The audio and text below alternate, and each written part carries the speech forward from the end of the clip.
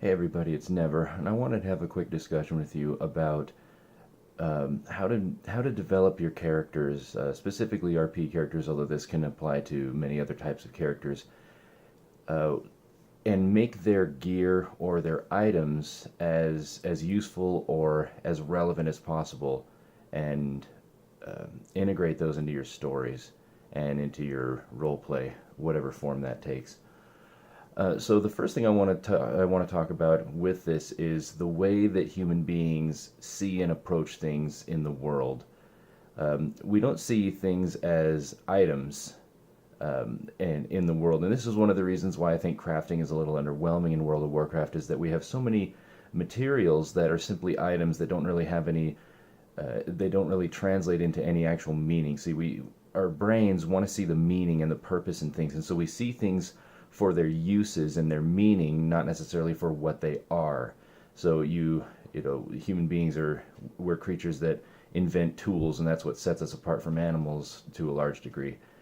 And so when you look at something around you like your phone, and you think of all that you can do with it a little bit more than exactly what it is and how it works, or a keyboard as an input device rather than as a bunch of metal and plastic, or well, wood if you're exotic, I guess. A library card isn't seen as a piece of plastic; it's seen as access to something. It's a key, essentially. And so when we're thinking about our characters, think about what sort of gear they have, what type of weapon do they have, and this has a lot to do with your transmog choices in World of Warcraft or in other games that have something like that.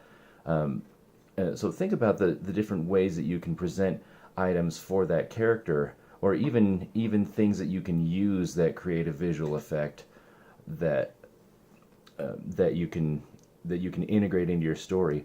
What sort of what sort of things can you latch onto?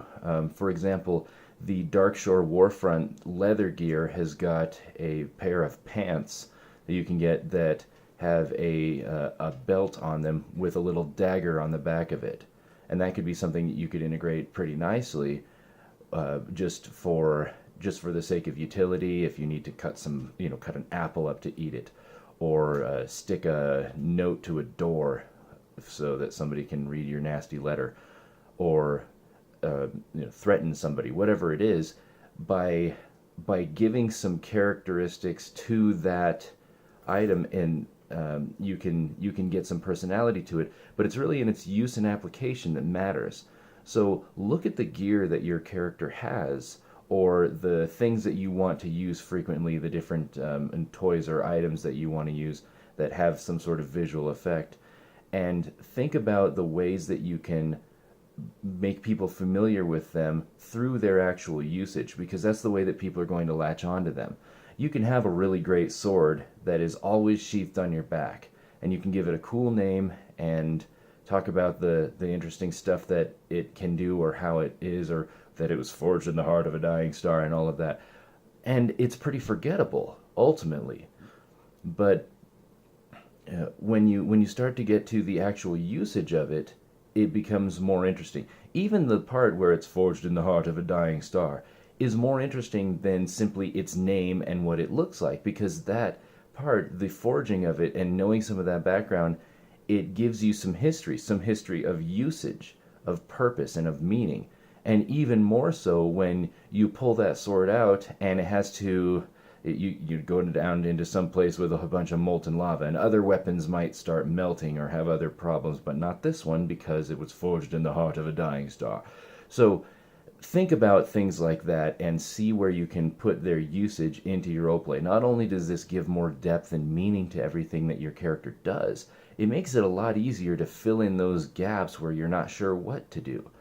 So if you're in some sort of military guild and you're out doing some sort of patrol, because apparently that, in my experience, is what military guilds really love to do. Is by golly, you go out there and you patrol stuff. Cool, if you're happy with that. I was in a guild that would do patrols, and it was a Forsaken guild, and everybody was required to use some kind of undead horse. And I remember somebody had that really cool PvP saddle, the Vicious Saddle Forsaken Warhorse, the purple one with the big flag on it and whatnot. and he got to be in front because that's a really cool horse.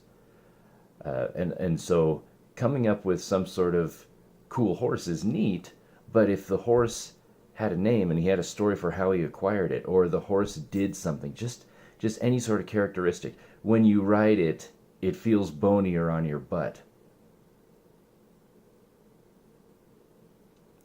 Now that might seem strange, but you're going to remember that forever. Every time you see one of those vicious saddle horses, I wouldn't be surprised if you think, man, that would be really bony on my butt to ride that. And you would remember the horse. Especially if the horse's name was something like, you know, like Boneback or something like that. And, you know, it translates to it. It gives it context. And it makes it memorable. So those are the sort of things that I like to do when I'm planning characters, whether it's in writing or whether it's in roleplay, is I like to make everything that you spend the time to point out have some functional meaning. Now, when you're just playing a character, you can see the character all at once, and so you have that advantage of the presentation of everything, and so you don't have to take the time to describe every little thing, like what their gloves look like. You only really do that in writing if it's relevant. And so that's kind of nice because with the visual medium, you get the whole picture right away. The downside for that is that you have a whole lot more noise that is muddying up the signal of the message you're really trying to send. And so because you can see everything, there's nothing that really stands out. You don't have the luxury of specifying what sort of things are important, and so you need to make them important through their description and through, more importantly, their usage. So I wouldn't try and assign usage to everything, otherwise it becomes overwhelming. And like they say in Incredibles, if everyone's a super, nobody is. Well, if everything has a special meaning and story and significance, then nothing really does because they're all the same. So pick like 2 or 3 things. Pick your boots. Where did you get the boots? What made them special? Why did you spend the money for them? Or why did you do the quest to acquire them? Which is strange because, you're pretty darn lucky that they're exactly your shoe size, right? Or this weapon. Why do you have this weapon? Or maybe the thing that's interesting about the weapon is that it's entirely unremarkable. Maybe it was simply on a weapon rack and it looked nice, or it was the one that they gave you when you signed up. And you develop a bond with that weapon, and it's like, well, this is my rifle, there are many like it, but this one is mine. And that alone can give meaning and significance to that thing because of its lack of notoriety. So it really all comes down to behavior and the way that we relate to things as functions rather than as items.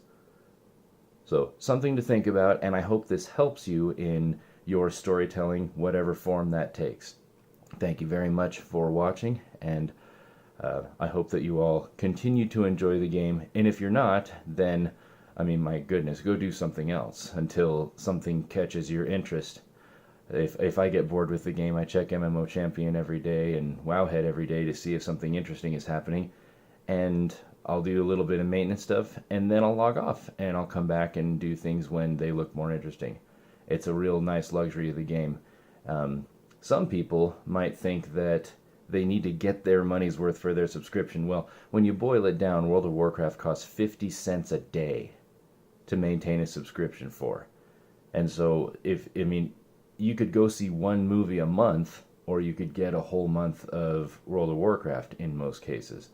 So, don't worry about that. Don't play unless you're interested. But if you're interested, definitely play. And sometimes it takes trying something new to stay interested or to fill in those gaps. I usually like to do a lot more RP-based stuff during those gaps of no content interests me than nothing at all. But nothing at all is okay too. There are a lot of other useful things you can do with your time. Okay, thanks, bye.